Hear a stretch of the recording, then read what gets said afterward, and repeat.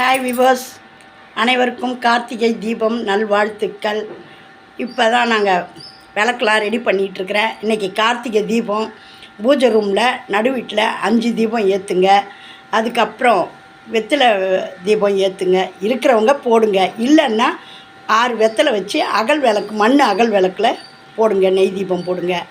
5 அகல் விளக்கும் நெய் தீபம் தான் பாருங்கள். இதெல்லாம் ரெடி பண்ணி வச்சுருக்கேன். இன்னும் ஏற்றலை. 6 மணிக்கு தான் நாங்கள் ஏற்றுவோம். நாங்கள் தீபம் பார்த்து தான் சாப்பிடுவோம். இதெல்லாம் வாசலில் வைக்கிறதுக்காக எல்லாம் ரெடி பண்ணி வச்சுருக்கேன். இந்த மாதிரி ஒரு துண்டு வாழை வச்சு அது மேலே விளக்கு வைங்க. நாங்கள்னா என் கிராமத்தில் சாணி வச்சு சாணி உருண்டை வச்சு ஏற்றுவோம்.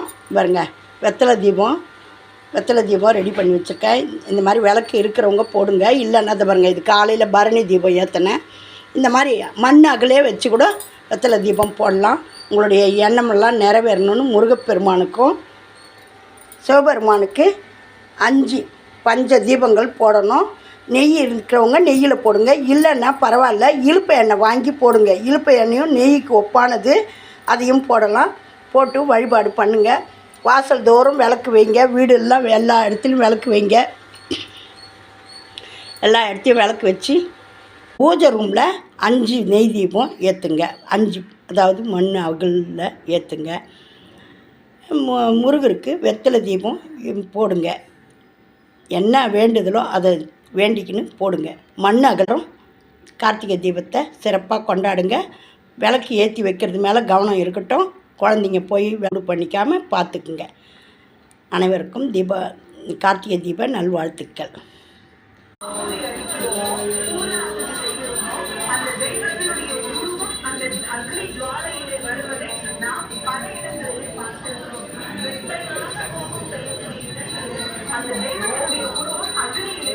எங்கள் வீட்டு வாசல் பாருங்கள்.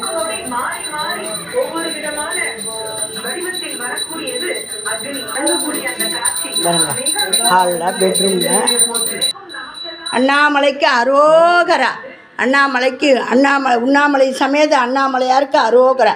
இதை பாருங்கள், பஞ்சதீபம் ஏற்றி வச்சுருக்கோம். ஏகனாக காட்சி தரும் திரு அண்ணாமலையான் வெற்றிலை தீபம் முருகருக்கு. இது அநேகனாக பஞ்சபூத விளக்கு, அங்கே ஏகனாக மாவிளக்கு, ஒரே விளக்கு. அண்ணாமலைக்கு அரோகரா, உண்ணாமலை சமேத அண்ணாமலையாருக்கு அரோகரா.